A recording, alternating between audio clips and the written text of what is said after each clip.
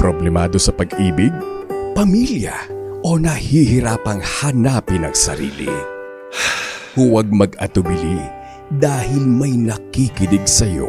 Love Me, Kathy G. Dear Kathy G. Meron nga ba talagang Diyos na nakikinig at nakakakita ng lahat? Ano nga ba ang basihan para masabing totoo ang Diyos? Kayamanan, karangyaan, or simpleng katotohanan ng buhay? Kathy G, ako nga pala si Harold, 26 years old. May isa akong nakababatang kapatid na si Hannah. Siya ay 23 years old. 7 at 4 na taong gulang pa lang kami ni Hannah nung mahiwalay kaming dalawa sa aming ina. Kung babalikan ko ang nakaraan, ay sa tingin ko sinadya ito at hindi aksidente lamang. Kung tama ang aking mga naalala, Kathy, ang aming ama at ina ay parehong lulong sa alak at hindi ginusto na mabuhay kaming dalawa ni Hannah. Marahil, mas naiintindihan ko na ang mga nangyayari noon kesa kay Hannah dahil sa sobrang bata pa nito noon. Kathy, sumulat ako para ibahagi ang kwento ng aking buhay bilang testimonya at pagpapatunay na meron at gising ang Diyos.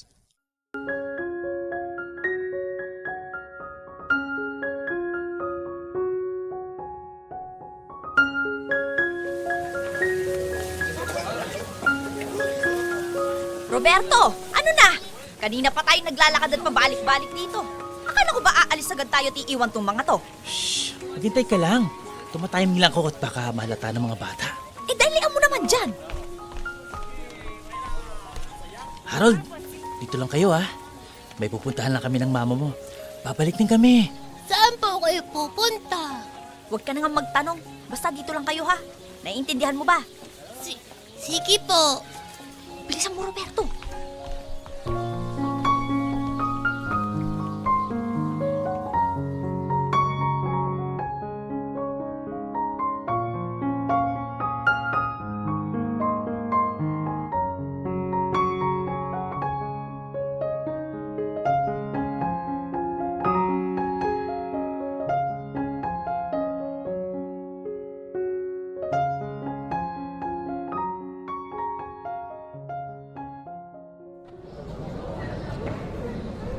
Kuya, nasan na ba sina Mama?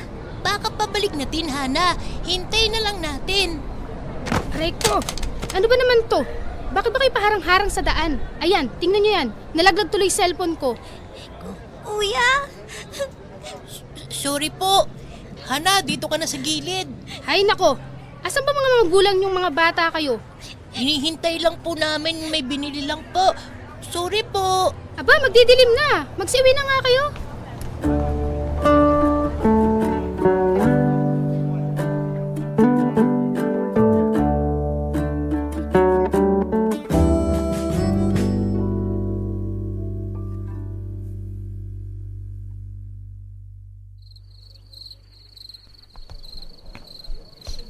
Uy, bakit kayo umiiyak? Ano bang pangalan nyo? Joke-joke nga pala. Tagal na ako rito. Laan ko, iniwan din kayo ng mga magulang nyo, no? Hindi may binili lang sila. Umalis lang kami sa pwesto namin kanina dahil natatakot si Hana. Eh, ganyan din ginawa sa akin ng mama ko eh. May bibili na tapos hindi na bumalik. Kung gusto nyo, sumama na lang kayo sa akin. May tutulugan ako dun sa ilalim ng tulay. Hindi pwede. Magagalit sila Mama, baka pabalik na rin sila. Grabe, tumutunog na yung tiyan mo ah. Ito oh, tinapay oh. Magtitinda pa ako ng sampagita. Pahala kayo kung ayaw nyo. May nangunguha pa naman ng mga bata dito. Bata ka lang rin naman Uy, mas matanda ako ah. At mas malaki ako sa inyo. Nay na kaya ako. Kahit na, bata pa rin yun. Bata lang ako sa edad, pero hindi ibig sabihin nun, ay bata pa ako mag-isip. Ay, bahala nga kayo dyan. Multuin sana kayo. Ano? May multo? Sasama na lang kami sa'yo.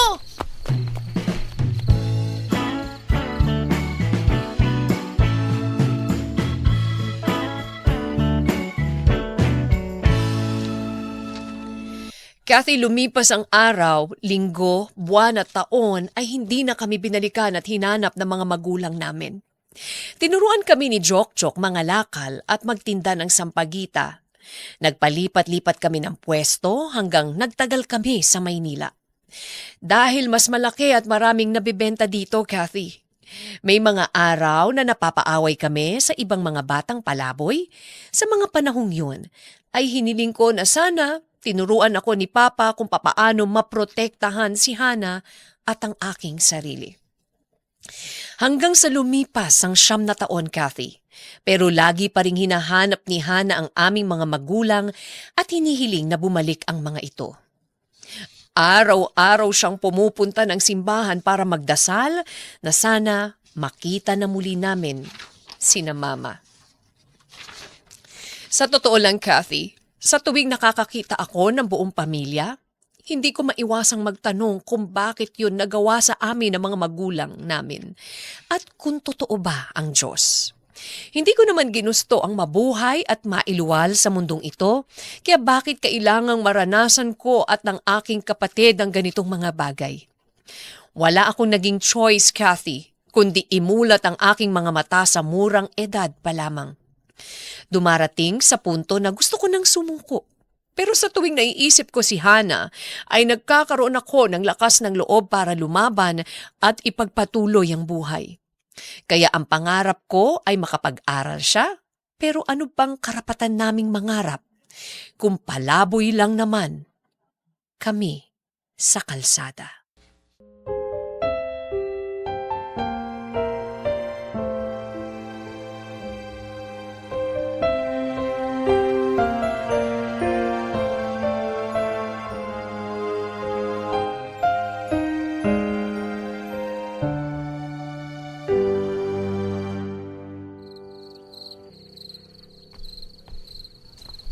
Hana, saan ka naman ba galing?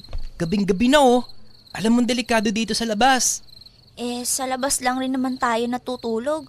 Ano namang pinagkaiba nun? Ang pinagkaiba ay kasama mo ako at kaya kitang protektahan. Kaya ko naman, kuya. At saka, hindi naman ako papabayaan ng Diyos eh. Ano? Galing ka na naman ba sa simbahan? Hana, pwede bang itigil mo na yan? Wala rin naman nangyayari. Wala naman akong ginagawang masama ah. Nagdadasal lang naman ako. Hana, kahit anong dasal mo, kahit maglakad ka pa ng nakaluhod, hindi tayo babalikan ng magulang natin. Ang sakit mo namang magsalita, kuya. Sigurado akong kahit papano, naiisip naman nila tayo. Kung iniisip nila tayo, edi sana matagal na nila tayong hinanap. Kung talagang may Diyos, sana hindi ganito ang buhay natin. Ni hindi nga tayo makakain ng 3 beses sa isang araw eh. Sana nakakapag-aral ka. Sana nakakapagsuot ka ng magagarang damit. Hindi naman, di ba?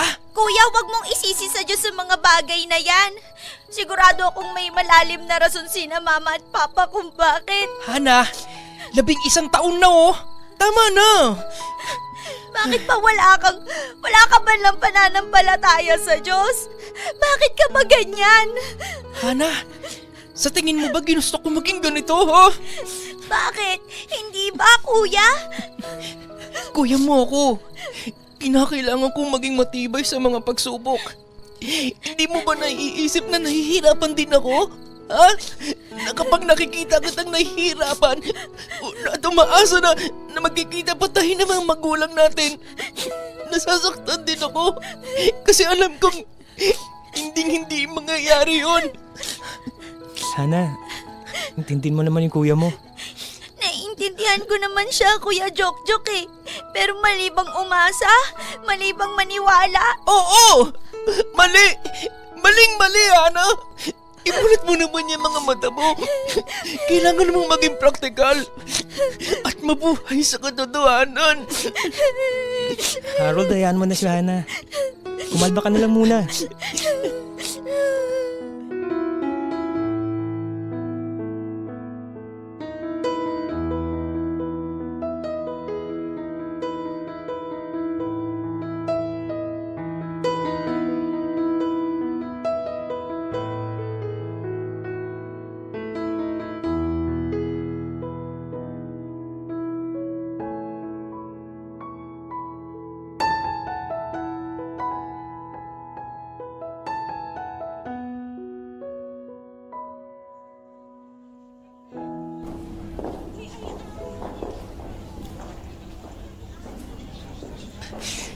Bakit pa kayo dasal ng dasal? Hindi naman totoo yan. Tsaka, niloloko niyo lang mga sarili niyo. Ano pang ginawa kong mali para maranasan ang lahat ng to? Kung totoong may Diyos, bakit hinahayaan mong mangyari sa amin lahat ng to?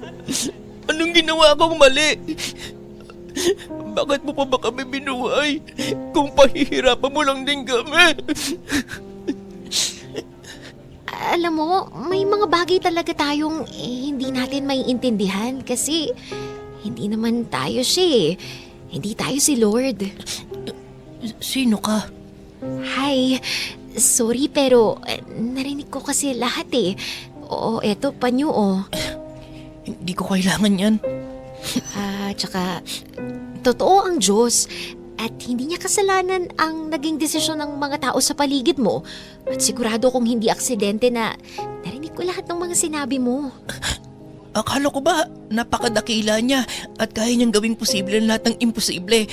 Bakit niya hinahayaan na magdesisyon ng mali ang mga tao? Kasi mahal niya tayo. Ikaw ba, kapag totoo ang pagmamahal mo sa isang tao, pipilitin at kokontrolin mo ang lahat ng galaw at iniisip niya? Nakikita ka niya. Nakikita niya tayo. At sigurado akong nasasaktan siya para sa'yo.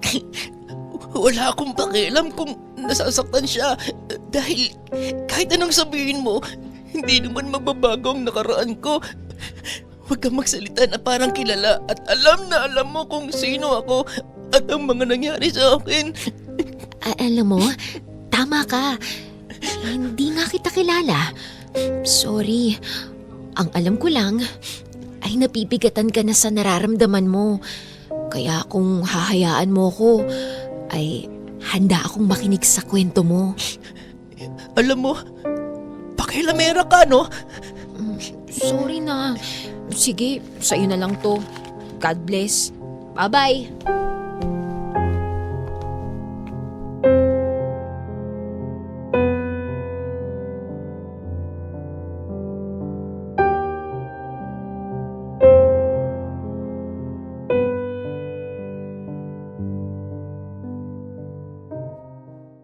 Kathy, inabutan ako ng papel na may nakasulat na Bible verse ng babaeng nakausap ko sa tapat ng simbahan bago ito umalis.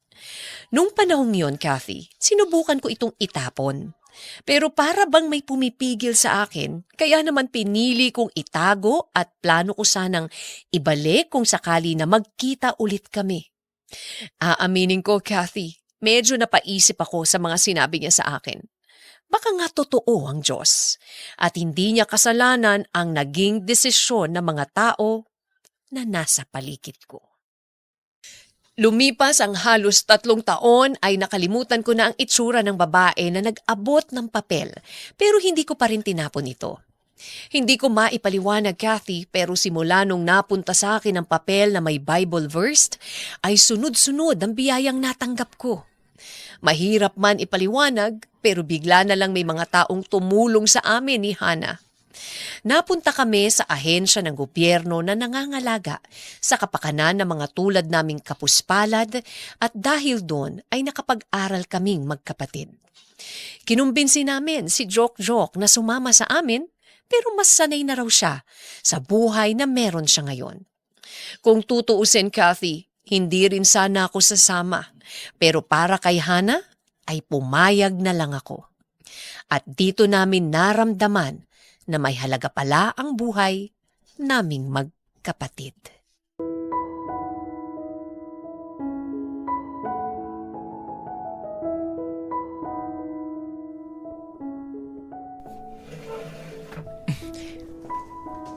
Sandali lang po.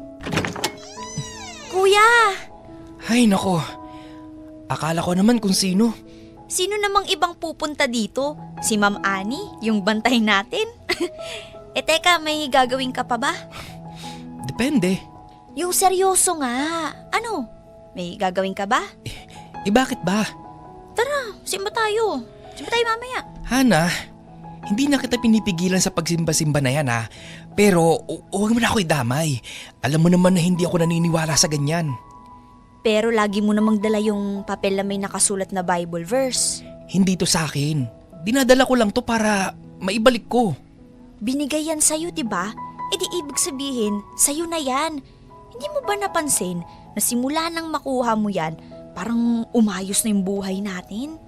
Hindi mo rin ba napansin na hanggang ngayon, hindi nangyayari yung pinagdarasal mo?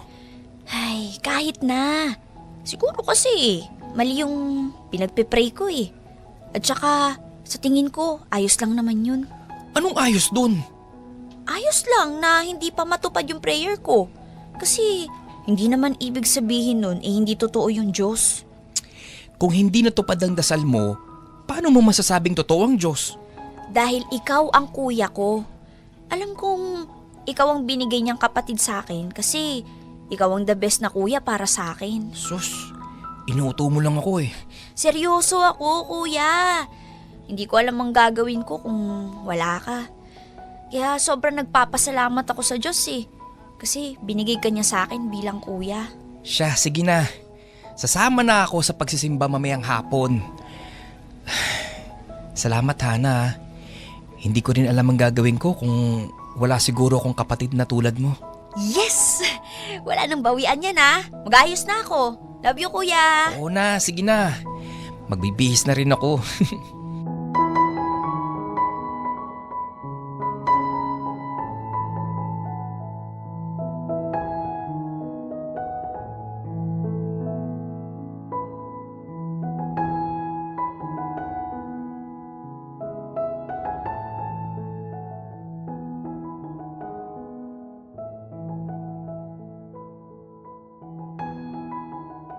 haharapin bagong buhay at sa kanilang pagbibigay. Kuya, pasok ka na sa loob. Bibili lang po ako ng kandila. Ako na bibili. Hindi, wag na. Ako na. May bibilhin na rin kasi ako dun sa tapat eh. O diyan ka lang kuya ha. Oo na. Sige na, sige na. Ingat ka. Pasok na ako sa loob. O sige kuya. Kung hindi lang talaga kay Hana, hindi ako papasok sa loob. Ayoko lang sumama loob sa akin ng kapatid ko. Ay, Diyos ko po! Napangga si ate! Naku, kawawa naman yung babae. Ano yun? Ba't nagkakagulo sila? Teka nga, puntahan ko si Hana. Ano po nangyari? At nabangga yung babae. Ayun! Nabangga? Babae? Teka, Hana? Hana? Hana! Hana! Diyos ko po, kapatid ko! Hana! Gumising ka! Hana! Tulong! Tulungan niyo kami! Tulungan niyo kami! Diyos ko po! Hana! Tumawag kayo ng ambulansya! Huwag kayo ng ambulansya! Hana! Gumising ka! Tulong!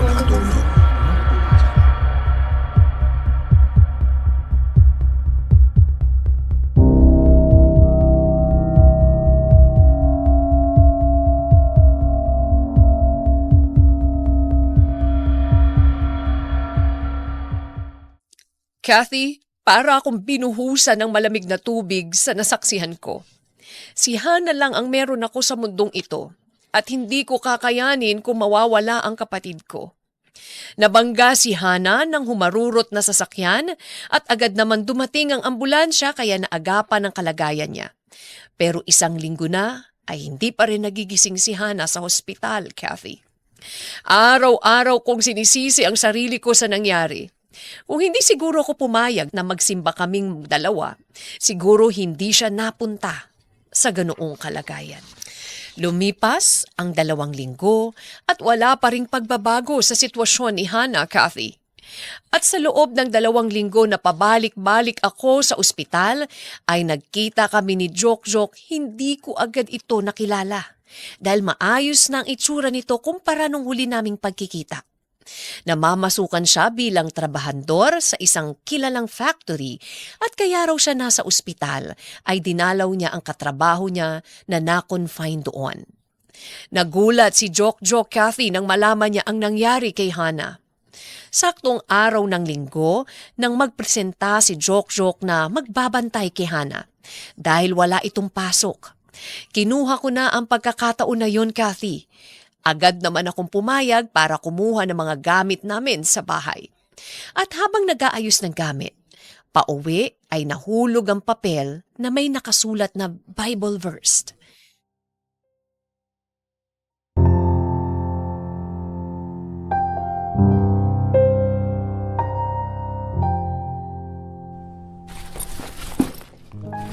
Salamat ha. Babalik agad ako pagkakuha ko ng gamit. Okay lang yun. Huwag ka mag-alala, ako na muna bahala dito. Tsaka magpahinga ka rin. Patulog ka kahit konting oras lang. Tingnan mo yung itsura mo. Oh, nasa iyo pa pala yan? Oo. Tinago ko para sana ibalik dun sa babae.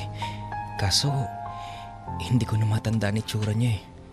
At teka, nagsimba ka na ba simula nung maaksidente si Hana? Joke. Alam mo namang walang ibang magbabantay dito. At isa pa, sa tapat mismo na simbahan na aksidente si Hana. Paano ko maniniwala sa Diyos kung hindi niya nga naprotektahan ng kapatid ko? Grabe ang pananalig ni Hana sa kanya oh. Pero tingnan mo, ano nangyari sa kapatid ko? Malay mo naman. Malay mo nangyari lahat ng yun para tulungan ka. Tulungan ako? At saan naman? Tsaka teka, anong meron sa'yo? Hindi ka rin naman naniniwala sa kanya dati ah.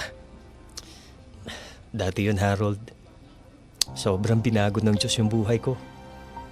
Subukan mo rin ipagdasal yung kapatid mo. Wala namang mawawala, di ba? Hindi ko maipapangako yan, joke. Pero susubukan ko. Sige, una na ako ah. Salamat.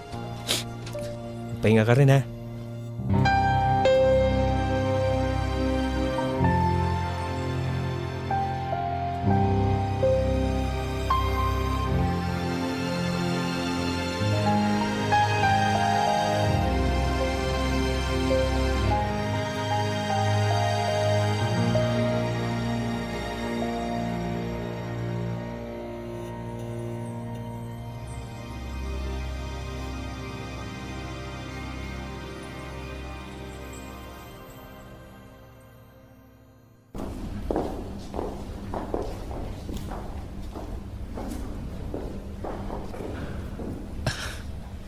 Ano bang ginagawa ko dito?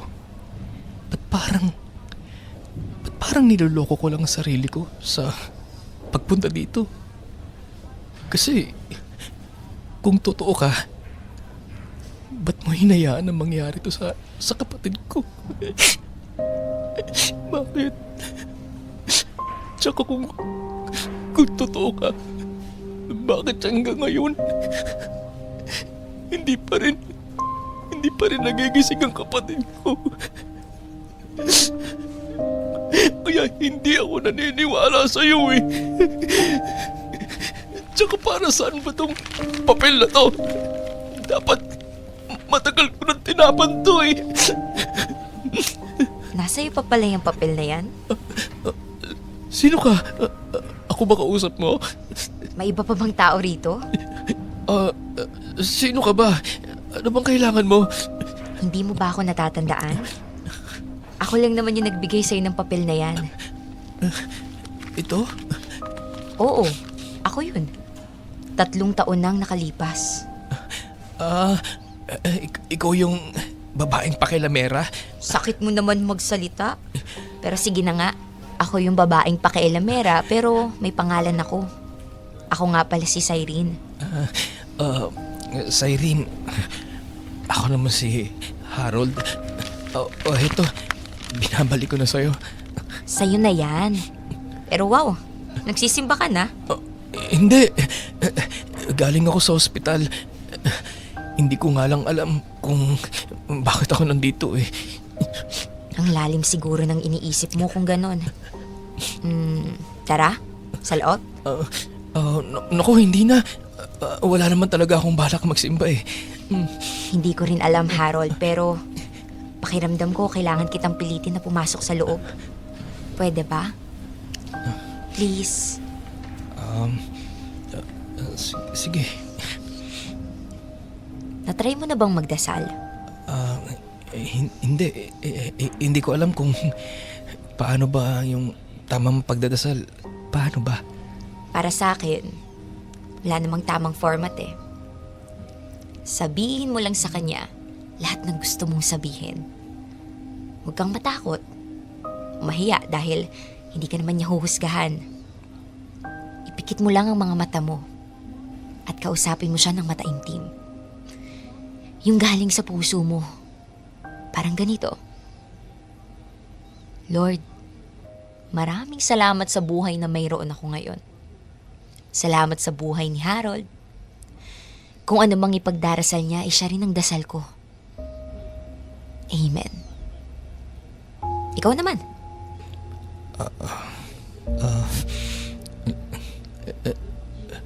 Lord, Panginoon, patawarin niyo ako sa lahat ng kasalanan ko. Hindi ako perpekto. Marami akong kasalanan. Panginoon, handa akong gawin ang lahat. Isa lang sa ngayon ang hinihiling ko.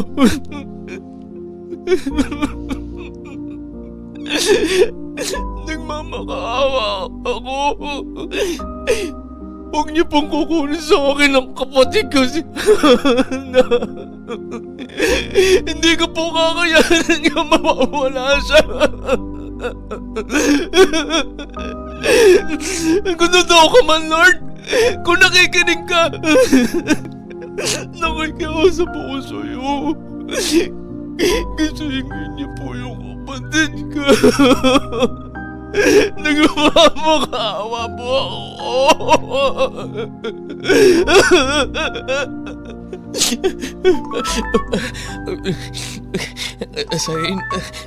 Siren, pasensya na.